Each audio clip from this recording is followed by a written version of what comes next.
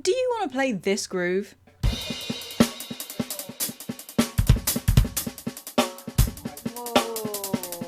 Or this fill?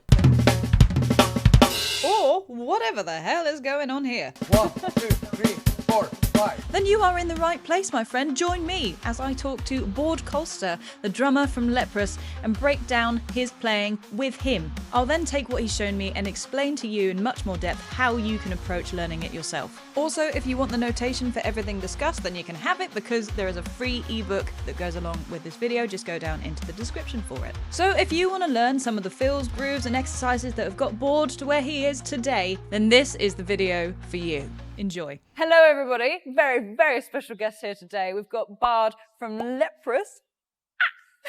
So exciting. So we're just going to talk drums and we're going to talk about hopefully some technique. And a lot of my content is for beginner to intermediate players. Yeah. So hopefully we can answer some questions for them specifically. Okay. Yeah, coming from someone who is as advanced as yourself. I'll try my best. First of all, I'd really love it if you could just play any fill that comes out of your hands. Basically. Any fill? Any fill. Anything you like. Doesn't have to be. Okay. Yeah. How did you just do that? What is that?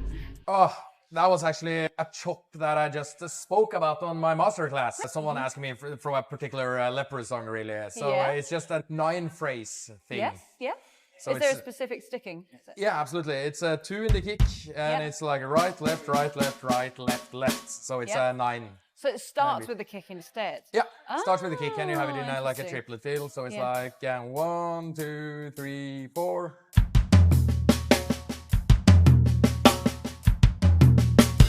For instance. And then speed it up. 3. Yeah. Very nice. You normally play it double pedal instead of single, Remo. Yeah, We don't have a double pedal, unfortunately. But... I prefer single pedal. Really? Yeah. Interesting. All right, so kick, kick, right, left, right, left, right, left, left. I suggest before you even try any of the triplet-based nonsense that's going on here, just getting that hand pattern really down. What I personally would think about is the fact that you've got that 3 right hand thing in a row. So you always end up with the right, left, right, left, right, left, left. And then you just put 2 kicks in front. So you'll get 1, 2, 3, 4, 5, 6, 7, 8, 9. Kick, kick, right, left, right, left, right, left, left. And the good part about how Baard places this is because he has those toms in there, it becomes a bit more of a melody and therefore a bit easier to remember. So you will get kick, kick, low, high. And then the rest is on the snare drum. So you end up with a group of 5 on the snare drum, right, left, right, left, left.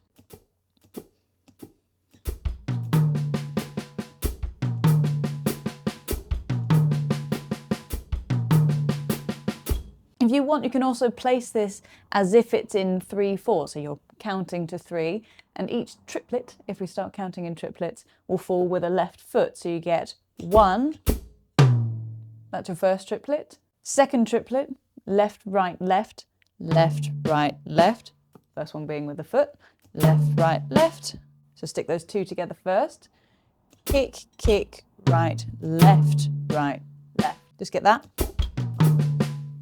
And after that, it's pretty plain sailing because you just go right, left, left. Let's see if we can count. 1, 2, 3, 1, 2, 3, 1, 2, 3, 1, 2, 3. Brain melter. Now, the way Baard plays this is that he plays 2 sets of the 9 figure that you've just learned, and then something slightly different at the end, just so it fits a bar nice and evenly. 1 and 2 and 3 and 4. So once we get to 4, we do another double kick, but we then just go right, left, right, left, right, left. So it comes out quite nicely because then you can go and you're out. 4 and out. To begin with, I actually suggest you play not only your numbers but your 8th notes as well on the hi-hat foot, just so you've got something supporting you every triplet that happens. 1 and 2 and 3 and 4.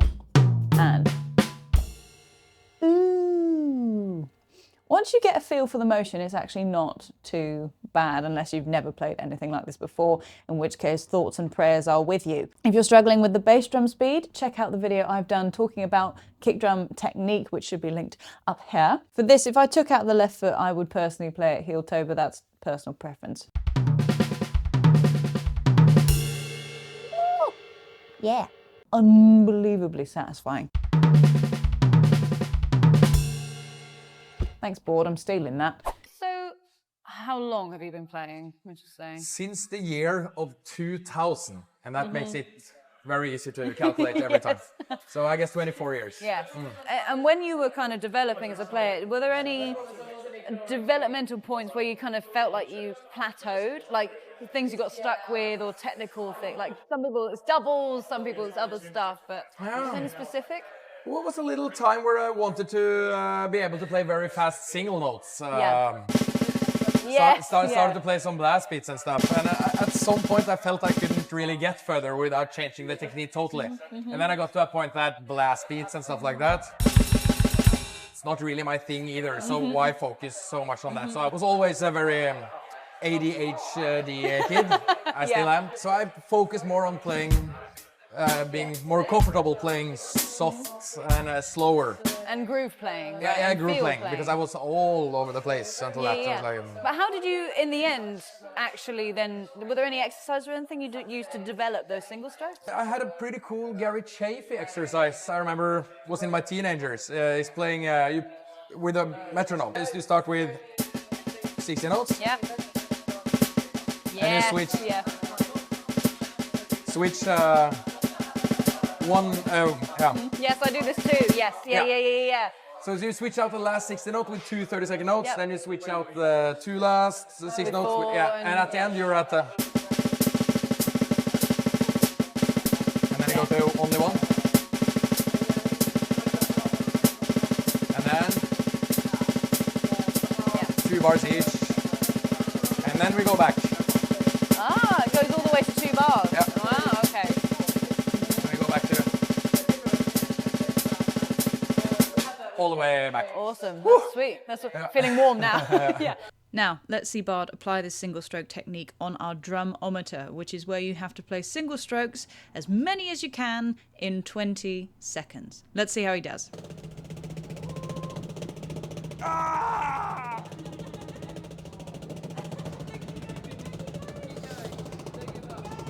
No technique left.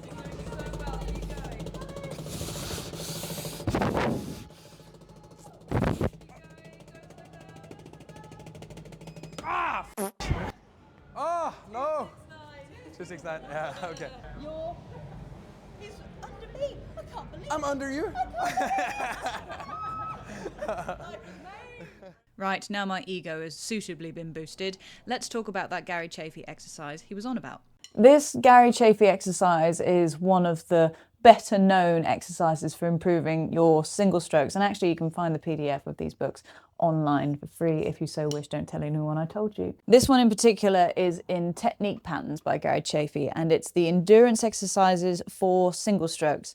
So what's happening? Basically, you've got consistent 16th notes all the time, right, left, or left, right, depending on what happens. I'll explain in a minute. Right, left, right, left, 1 E and 2 E and 3 E and 4 E and And each last 16th note, you're going to then turn into 30-second notes. Again, let me explain. So when we get to the of 4, 4 E and so we jump up a subdivision. Now, what will happen then? Obviously, you end up with a left, right, and then the 1 will be a left. So you then have to play that pattern alternated to then spin it back around again like this. So you'll get 1, 2, 3, 4. 1 E and 2 E and 3 E and 4 E and 1 E and 2 E and 3 E and 4 and 1. Then you're back to your right hand side. But that's just one of the exercises. Obviously, this is just the of 4 being turned into 30-second notes. So you then go through and you have then from and being a 30-second note. So you end up with 1 E and 2 E and 3 E and 4 E and 1 E and notice there you actually don't have to alternate every single time because you end up leading with the right. So every exercise that starts on a number or an and will end up being always right hand leading, but I do suggest you practice left hand leading as well. Either way, that's the basis of this exercise, and it's really, really good for just dipping your toe into doing some faster, what we call kind of roughs, hand to hand. So, do you have any specific rudiments that you pull on more than others? And if so, are there any kind of inversions that you use over just the normal, like paradiddles, for example? Do you prefer an inversion or a different accent placement? What do you Good question. I tend to use a lot of rudiments. I don't really think about it when I do them or when I create my own parts. Yeah. There's a song by Leprous called "The Sky's Red," for instance, that has a pretty complicated groove that people ask. It goes like.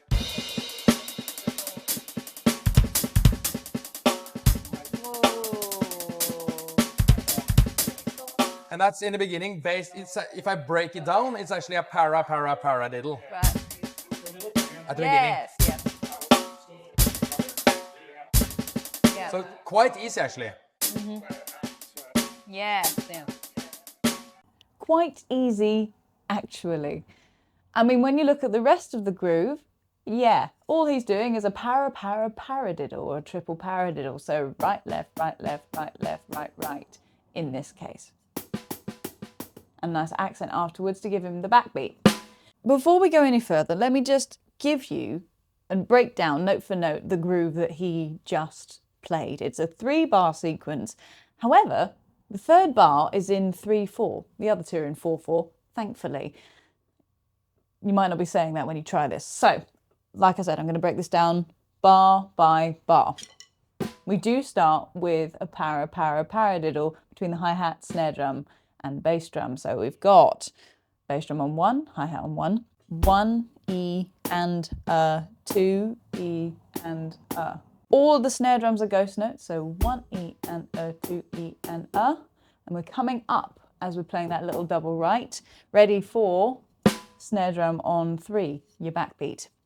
1 E and 2 E and 3 E, nothing on the and then another light tap on the So 3 E and 3 E and Stick that together. 1 E and 2 E and 3 E and Just get that down. That's a hell of an achievement if you've never done anything like this before. It does get worse from here, so strap in. Just finish this bar off.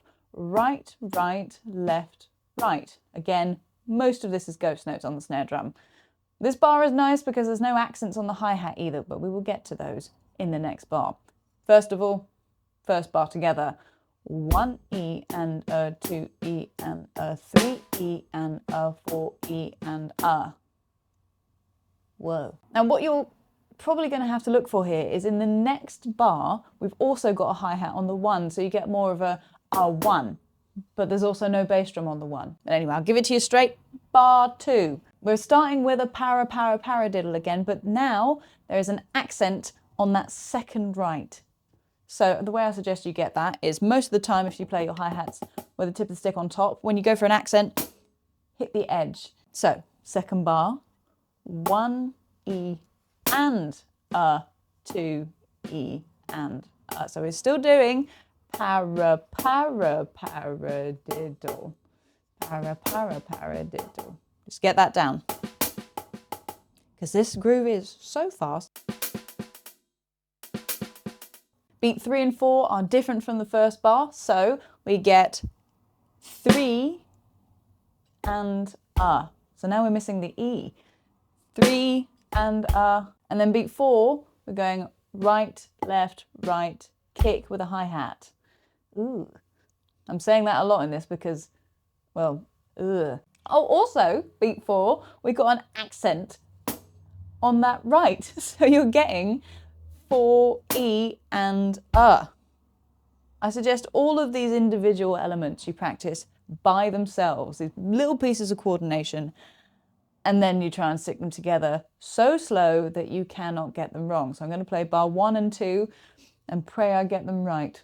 3, 4, E and 2 E and 3 E, 4 E and 1 E and 2 E and 3 and 4 E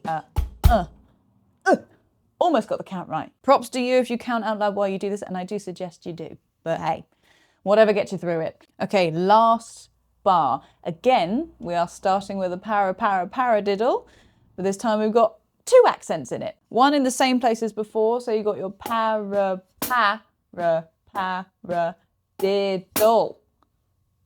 Oof. Paradiddle. Pretty groovy. And if you get that down also with a bass drum on 1, paradiddle. Again, we're raising that left to get that on beat 3, but we've also got a ghost note after that on the E, where 1 E and a 2 E and a 3 E and a. So yeah, 2 hi-hats at the end and a. Let's see if I can get this whole thing mega slow. 3, 4. 1 E and a 2 E and a 3 E, a 4 E and a 1 E and a 2 E and a 3 and a 4 E and a 1 E and a 2 E and a 3 E and a 1. Whew.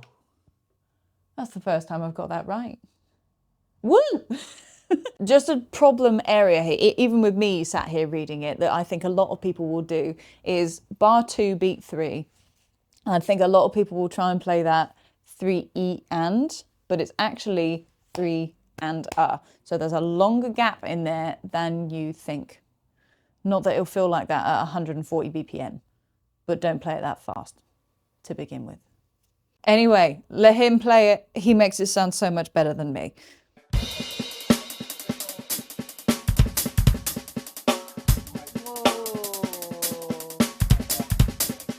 And then I've practiced a lot of groups of 3, groups of 5. So I played a lot of 1, 2, 3, 4, 1, 2, 3, 4, 1, 2, 3, 4.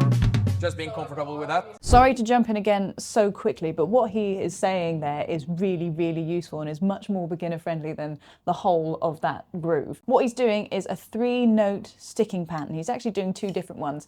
The first one is right, left, left, and the second one is right, right, left. I think in this case, while he's demonstrating, he accidentally swaps between the 2, but I'm going to show you just 2 separate exercises for each one. So he's doing groups of 3/16 notes while maintaining a bass drum on the quarter note. 1.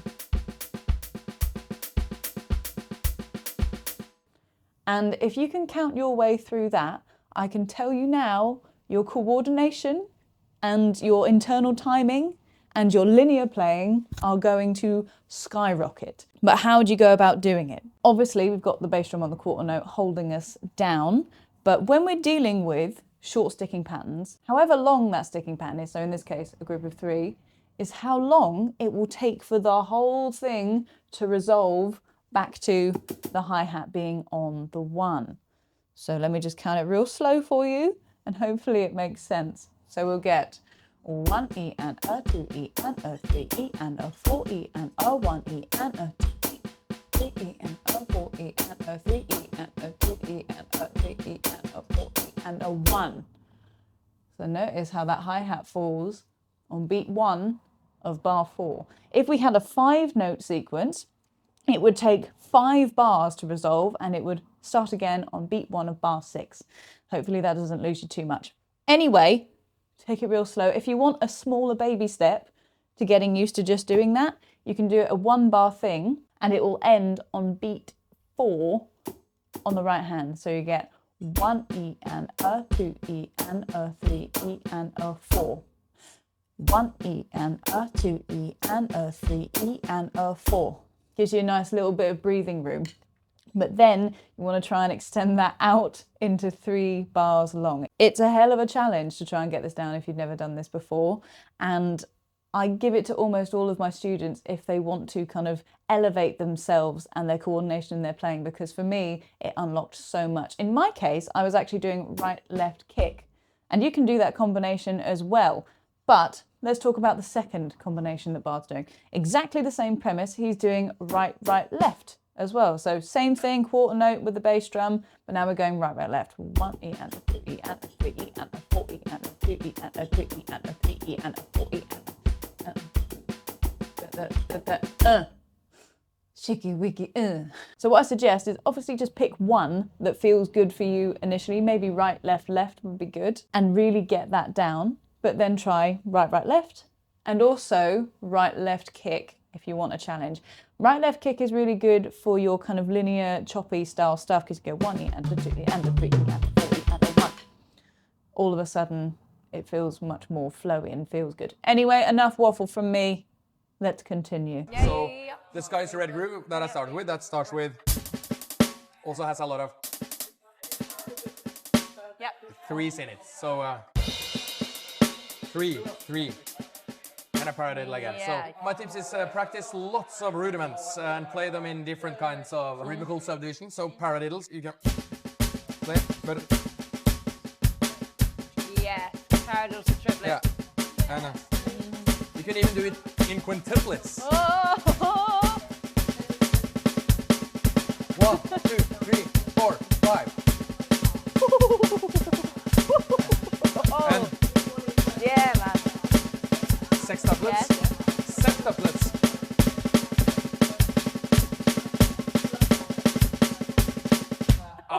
My brain fall off there. Yeah. So, You don't get it. You don't get it. you definitely don't get it. It sounds like I play a mistake, which I actually did. Nah, well, So, No, I'm not going to show you how to play paradiddles as septuplets because I can't do it right now. But what I will do is show you the other ones. So, normal paradiddles, 16th notes. You should know it by now, especially if you're paying attention to this video. Right, left, right, left, left. Your pulse is with each accent. 1, 2, 3, 4. We like that, nice and simple. But you can also play them as triplets. And you have to be really comfortable with even single strokes, triplets transitioning to 16th notes. So let's start in 16th notes. Right, left to begin with. 1 E and a 2 E and a 3 E and a 4 E and a... And back again. And the reason why you have to be so comfortable with that, just with single strokes, is you have to have stored in your brain what they sound like in relation to one another. Because you want to switch off the part of your brain that's thinking about sticking when we turn it back to paradiddles. And you just want to think about, okay, what do the triplets sound like in relation to the foot?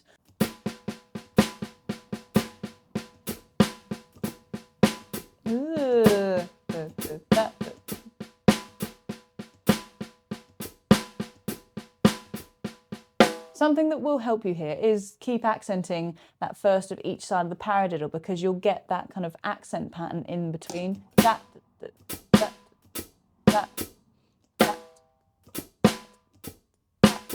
So a good sequence you can practice that with is just bar of paradiddles and then a bar of your triplet paradiddles. And what will happen is you'll flip when you get back to your 16th notes like this. So you go right, left, 3, 4, 1, 2, 3, 4, 1, 2, 3, 4.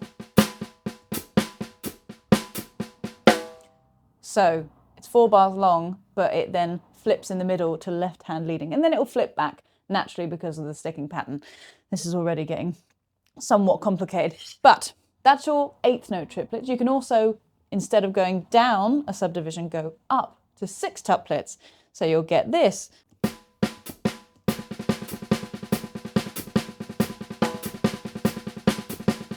Sounds frightening and complicated, but let me give you a couple things to make it a bit more accessible. Again, you want to get to the point where you're not thinking about the paradiddles anymore. You're only really thinking about where those first initial accents fall. And I do suggest, much like with the other exercise, you have the left foot going. You will also definitely want a metronome. I didn't clarify that before. You need a metronome. Let's take away all the fluff. So if you just played the accent pattern on the snare drum and kept your pulse going on the left foot, you'd end up with a polyrhythm. It'd be a 3/2. So da, da, da, da, da, da. 1, 2, 3, 1, 2, 3, 1, 2, 1, 2. Obviously, I'm playing all this in the right hand, but you'd have it alternating. So you get da, da, da, da, da, da, So if you use that as your kind of reference, that might help you out just a smidge. I mean, like, I personally also like, you know, inverted doubles and everything that starts to invert, and it all starts to melt anyway into one after one. And then at the end, when I sit down, I don't really know what I do, but what I'm going to play now, it's going to be improvised, but I know it's going to be a lot of paradiddles and groups of three and stuff.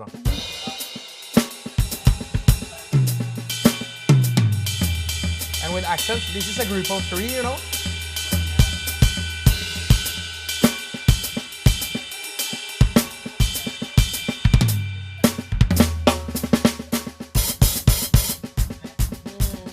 I tend to do that all the time. So, Gary Chaffee, Sticking Patterns. Very good book. Get it now. The amount of times I've heard people talk about Gary Chaffee books are... Such old, I think the book are from the 70s, but it's all, it's very typical American. This is drumming. You have the book Sticking Patterns, you have the time functioning patterns, you have the rhythm and meter patterns. It's like, of course. But it's pretty cool, concepts. Yeah, so for more newer drummers, it's kind of, I guess the question for you is, if you were to learn all over again, would you have taken any different routes or learnt anything sooner than you have? What would you have done quicker or sooner or differently or learned differently? I would have started to sing instead. No, I'm just kidding. Pick up a smaller instrument. The flute. Yeah.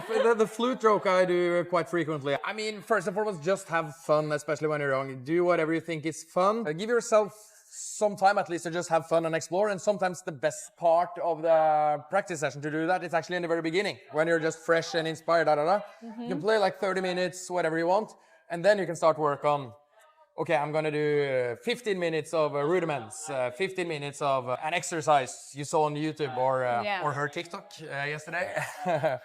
For me, maybe I should have been even better to just play along to music and follow the music. I've done that a lot as well, but I kind of didn't know until I was very old that, it's actually possible to get headphones that locks the sound out, you know. Yeah. Do you utilize reading very often? Sorry? Reading. Yep. Do you utilize it? And would you say it's extremely valuable for people to learn how to do? Is it crucial to you?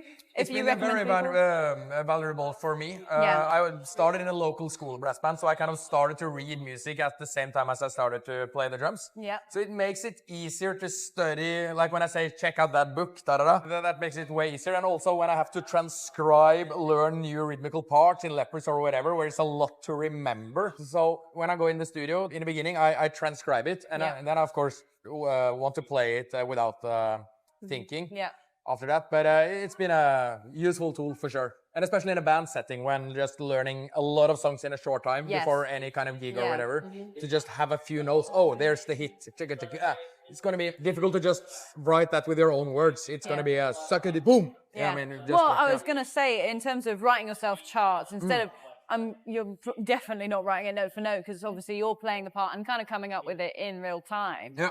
So what do your charts look more like? Is it structure lengths? Is it time signatures? Like what notes are on there? It depends on what kind of songs it is. Like usually I do a lot of session work where I will have to learn a lot of demo-based stuff. And then I'm usually kind of getting paid to come up with my creative ideas and stuff. So it's mostly song structures.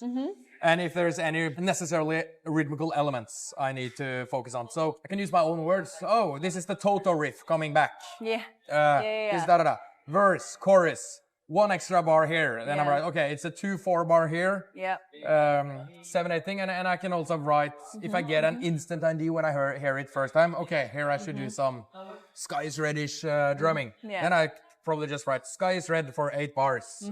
Just so I remember it. So no rules really. Whatever works. Yeah. Do you ever teach at all, or are you mostly session work and gigging? I teach on tours. So if you want to have a drum lesson when you come to a Leprous show, hit me up on DM. Yeah, it's very expensive. It actually is, or it depends. Well, I only ask because do you find that there's any common issues that your students have when they come to you, or I'm guessing a lot of people are just advanced and they're like, how do you do what you do? Show me the magic, instead of being, how do I play a paradiddle? Yeah, it's a lot of that, but what I get asked the most is the way I hold the stick. Really? That's what because I hold it like this. You do that. Yeah, yes. I do this. Yes. Because I'm so rock and roll. Yeah. I don't know. Apparently that's what Thomas Lang also recommends that as well, I think. I don't think so. I think he has a pretty choked grip. Thomas Lang was one of my biggest influences when I was young, actually. When I got a Creative Control DVD as a present from my sister. Good sister. Big sister. Yeah. She knows what's up. Good taste. Yeah. Grip, and also what I just showed with Paradiddles and elements and stuff like that. Polyrhythmical stuff. But it's a lot of questions like, how do you play that? How did you come up with that particular part? That makes all the drum lessons very effective, because when you have one single lesson, it's cool that they have prepared what they want to look into.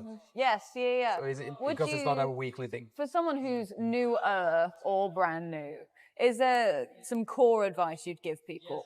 Like, for example, I had someone say, being patient is really important, doing what you love, and following what you're interested in. Do you agree with that statement? Absolutely. And when taking the step into the professional world, I think it's very many musicians, especially from a music educational point of view, sometimes people tend to forget about why they actually started to play. So, oh no, there's no money in playing fusion or playing prog or playing jazz, So playing the same cover songs and prioritizing that too much, it might give you gigs and income in a short term, but in a long term. I mean, with Leprous, we were broke for at least 10 years, you know. So, but now we are. But now you're headlining Radar, so. Now we're headlining Radar, and I have my Porsche at home. And no, I'm just kidding. Just kidding. I'm not kidding. But I wouldn't blame you, man. Sorry. I wouldn't blame you, because you've gone through musical education. Do you have any core exercises for coordination that you found like unlocked something for you? Yeah. I mean, in general, I would say including the left foot or the weak foot is a good thing in general for all exercises. So, for instance, when I showed off earlier today, that thing, it's a good way to learn a new chop or whatever by keeping the time. So, and also being able to switch with on the 2 and 4.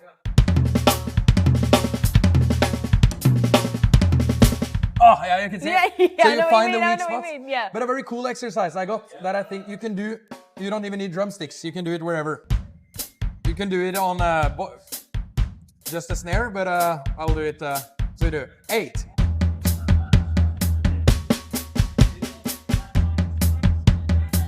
Seven.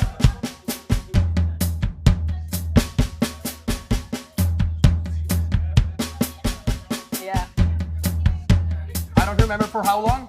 It'll be 7 bars, I think. I think it will resolve on being one of bar 8. 7 bars, but might be true. And then you go to 6, so 1, 2, 3, 4, 5, 6. 1, 2, 3, 4, 5, 6. 1, 2, 3, 4, 5, 6. 1, 2, 3, 4, 5, 6.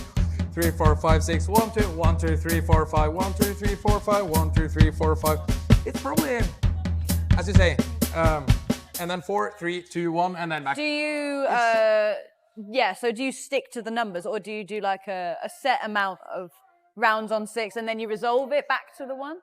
I don't remember. As you can see, I was trying to figure it out how I did it. You can do both, I guess. You can do both. You can do let's say 4 bars in general. So you do 1, 2, 3, 4, 2, 2, 3, 4, 3, 2, 3, 4, 4, 2, 3, 4. The 7 is a pain.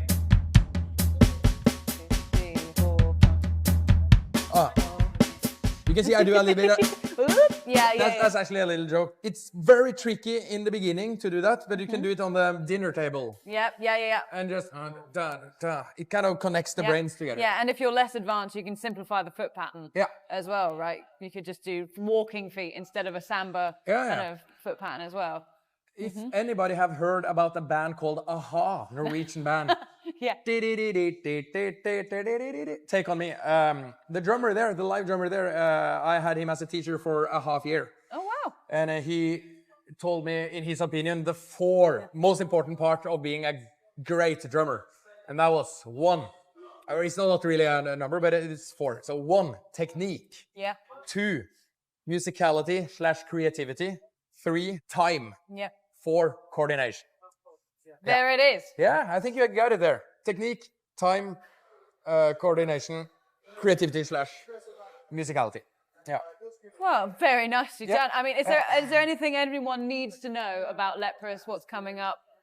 We have What's a happening? great album coming up, I would say. The best yet, of course. Oh yeah, Goes of without course, saying. of course. Drum sound-wise, very, very happy with that. It's not easy to, in this kind of genre, and this, to get like the drums sound super natural. No Yeah. offense to this beautiful electronic kit, but none taken. no samples, a big sounding room, and it's mixed in a very good way it's with the exciting. music. I use million different kinds of snares, 15-inch snares as well.